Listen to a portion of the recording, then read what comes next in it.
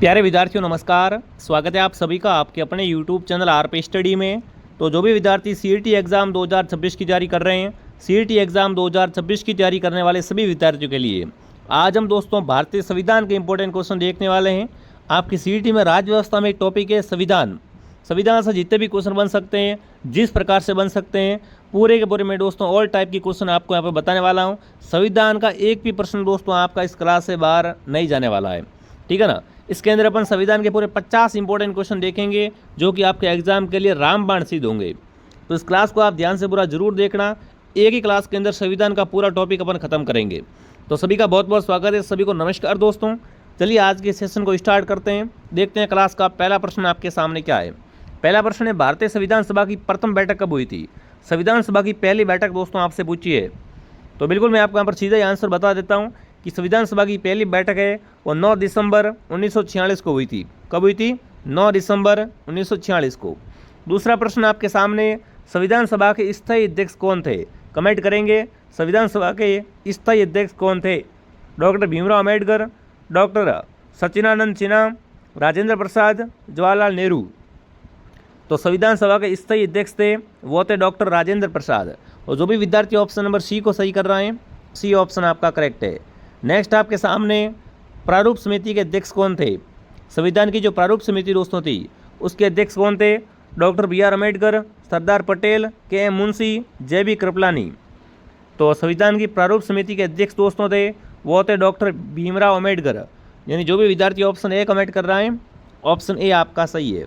अगला प्रश्न आपके सामने, भारतीय संविधान को अंगीकृत कब किया गया?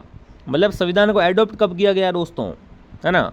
तो भारतीय संविधान को एडॉप्ट किया गया था, वो किया गया था 26 जनवरी 1949 को। कब? 26 जनवरी 1949 को प्यारे साथियों, 26 नवंबर 1949 को भारतीय संविधान को क्या कर दिया गया था? अंगीकृत कर दिया गया, ठीक है ना, एडॉप्ट कर दिया गया था। तो जो भी विद्यार्थी ऑप्शन नंबर बी को राइट कर रहे हैं, बी ऑप्शन करेक्ट है आपका, ठीक है ना, 26 नवंबर। नेक्स्ट आपके सामने पहले विद्यार्थियों पूछा है, भारतीय संविधान का पूर्ण रूप से कब लागू हुआ? भारतीय संविधान दोस्तों है ना, ये पूर्ण रूप से लागू कब हुआ था? देखो छोटे छोटे क्वेश्चन है बट बहुत इंपॉर्टेंट क्वेश्चन है। तो भारत का संविधान पूर्ण रूप से लागू हुआ था 26 जनवरी 1950 को, ठीक है। मूल संविधान में कुल कितनी अनुसूचियाँ हैं? कमेंट करेंगे मूल संविधान के अंदर कितनी अनुसूचियाँ हैं। तो मूल संविधान के अंदर दोस्तों 8 अनुसूचियाँ। कितनी अनुसूचियाँ हैं? 8 अनुसूचियाँ हैं। नेक्स्ट आपके सामने, वर्तमान में भारतीय संविधान में कितनी अनुसूचियाँ हैं? वर्तमान समय की बात करें साथियों तो भारतीय संविधान के अंदर 12 अनुसूचियाँ। कितनी अनुसूचियाँ हैं? 12 अनुसूचियाँ हैं। अगला है, संविधान की कुंजी किसे कहते हैं? कमेंट करेंगे की ऑफ द कॉन्स्टिट्यूशन। मतलब संविधान की कुंजी किसे कहा जाता है? मौलिक अधिकारों को, प्रस्तावना को, नीति निर्देशक तत्वों को, मूल कर्तव्यों को। तो संविधान की कुंजी है दोस्तों वो संविधान की प्रस्तावना को ही कहा जाता है। जो भी विद्यार्थी ऑप्शन बी को सही कर रहे हैं, बी ऑप्शन बिल्कुल आप सबके दोस्तों राइट है, ठीक है। अगला है, भारतीय संविधान में संसदीय प्रणाली किस देश के संविधान से ली गई? भारत के संविधान में प्रणाली है संसदीय प्रणाली। इसको कहाँ से लिया गया है? अमेरिका से, ब्रिटेन से, रूस से, कनाडा से। तो संसदीय प्रणाली है वो भारत के संविधान के अंदर ब्रिटेन से ली गई है। कहाँ से ली गई है दोस्तों? ब्रिटेन से ली गई है। नेक्स्ट, मौलिक अधिकार किस देश के संविधान से लिए गए हैं? ब्रिटेन से, USA से, आयरलैंड से, जर्मनी से। तो मौलिक अधिकार का जो दोस्तों ये प्रावधान है ये अमेरिका से लिया गया है। कहाँ से लिया गया है दोस्तों? अमेरिका के संविधान से लिया गया है। अगला है, नीति निर्देशक तत्व किस देश से लिए गए हैं? देखो सब चीज़ें है ना ये किसी न किसी देश से लेकर बनाई गई है, तब तो भारत का संविधान सबसे बड़ा लिखित संविधान है, ठीक है ना। तो राज्य के नीति निर्देशक तत्व है दोस्तों ये आयरलैंड के संविधान से लिए गए। कहाँ से लिए गए हैं? आयरलैंड के संविधान से।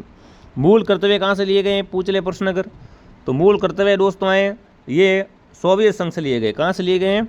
रूस से लिए गए हैं दोस्तों।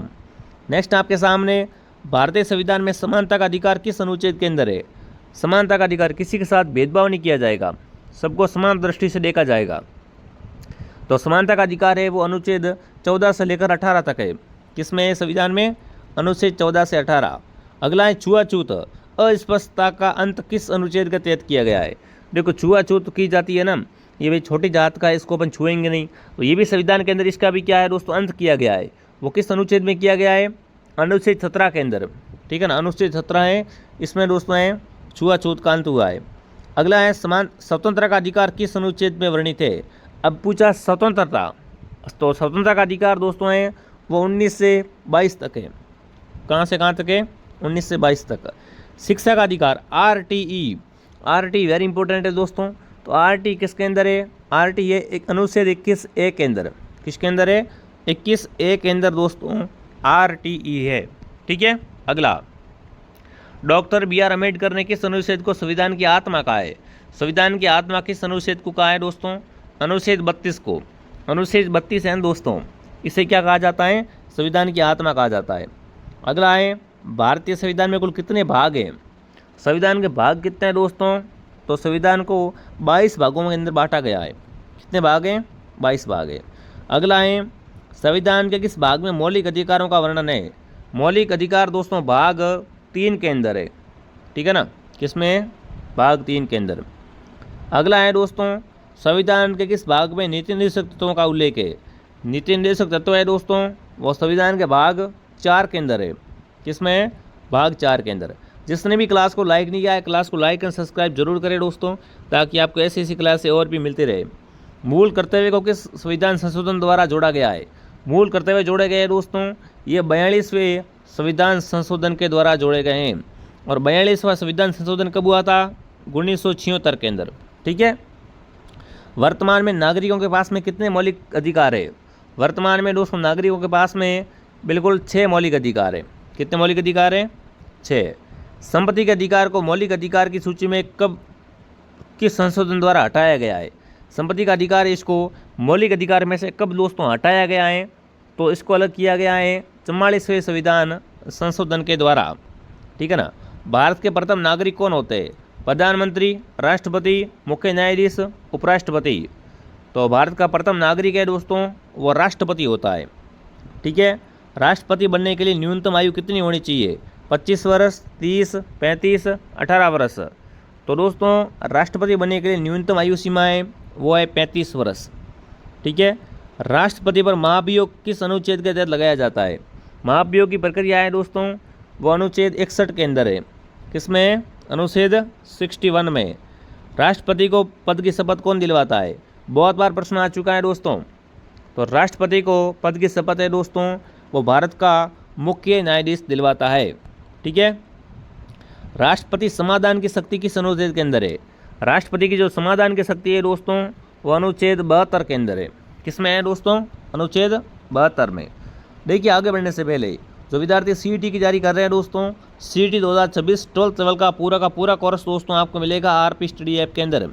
मात्र दोस्तों 599 के अंदर ये पूरा कोर्स मिल रहा है। जिसने भी प्ले स्टोर से ऐप डाउनलोड नहीं किया है, RP स्टडी ऐप को आज ही डाउनलोड करें और बढ़िया तरीके से घर बैठे दोस्तों आप CET की शानदार तैयारी करें। पेमेंट किसी और से करना है तो हेल्पलाइन से कॉन्टैक्ट करें।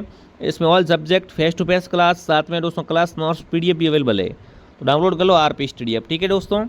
चलिए आगे बढ़ते हैं। अगला, राज्यसभा का पदेन सभापति कौन होता है? राज्यसभा का पदेन सभापति दोस्तों होता है वो होता है उपराष्ट्रपति। कौन होता है? उपराष्ट्रपति। भारत का प्रधानमंत्री बनने के लिए न्यूनतम आयु होनी चाहिए। अगर आपको भारत का प्रधानमंत्री बनना है दोस्तों तो आपकी न्यूनतम उम्र है वो 25 वर्ष होनी चाहिए दोस्तों, ठीक है। संसद के 2 सत्रों के बीच अधिकतम कितना अंतराल होता है? संसद के सत्र होते हैं, उसमें कम से कम कितना अंतराल अधिकतम पूछा है ना, तो अधिक से अधिक दोस्तों 6 महीने का अंतराल ले सकते हैं। 6 महीने प्लस का अंतराल अपन नहीं ले सकते।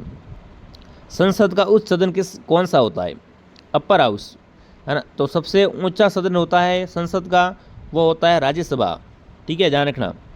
अगला है संसद का निम्न सदन, लोअर दोस्तों कौन सा होता है? तो लोअर होता है वो होता है लोकसभा, ठीक है। अगला है राज्यसभा के सदस्यों का कार्यकाल कितने वर्ष का होता है? तो राज्यसभा के सदस्य होते हैं उनका कार्यकाल है वो 6 वर्ष का होता है। यहाँ पर 5 वर्ष मत कर देना गलती से भी, ठीक है। लोकसभा के सदस्यों का कार्यकाल अगर आपसे पूछे तो यहाँ पर बिल्कुल 5 वर्ष होता है, बट राज्यसभा के सदस्यों का कार्यकाल हमेशा 6 वर्ष का होता है। लोकसभा का अध्यक्ष अपना त्यागपत्र किसे सौंपता है? तो स्पीकर दोस्तों अपना त्यागपत्र है वो डिप्टी स्पीकर को देता है। किससे देता है? उपाध्यक्ष को देता है। C ऑप्शन आपका राइट है। धन विधेयक केवल किस संसद में पेश किया जाता है? देखो धन विधेयक दोस्तों है ना, मनी बिल, ये केवल लोकसभा के अंदर ही दोस्तों पेश किया जाता है, ठीक है। सर्वोच्च न्यायालय के न्यायाधीशों की सेवानिवृत्ति की आयु क्या है? सर्वोच्च न्यायालय के न्यायाधीश होते हैं, उनकी सेवानिवृत्ति होती है वो 65 वर्ष की आयु में हो जाती है। उच्च न्यायालय के न्यायाधीशों की सेवानिवृत्ति की आयु, तो ये तो हो गया सवाल, ठीक है। क्या हाईकोर्ट का पूछा? हाईकोर्ट में बिल्कुल होता है, वो होता है 262 वर्ष में, ठीक है ना। सर्वोच्च न्यायालय की 65 वर्ष है, उच्च न्यायालय की 62 वर्ष है, ध्यान रखना। राज्यपाल की नियुक्ति कौन करता है? राज्यपाल की नियुक्ति है वो दोस्तों राष्ट्रपति के द्वारा की जाती है। इंपॉर्टेंट सवाल है। राज्यपाल बनने के लिए न्यूनतम आयु कितनी होनी चाहिए? राज्यपाल बनने के लिए कम से कम आपकी आयु है 35 वर्ष होनी चाहिए, ठीक है। पंचायत राज व्यवस्था का उल्लेख किस अनुसूची में है? पंचायत राज का उल्लेख 11वीं अनुसूची के अंदर है दोस्तों, ठीक है।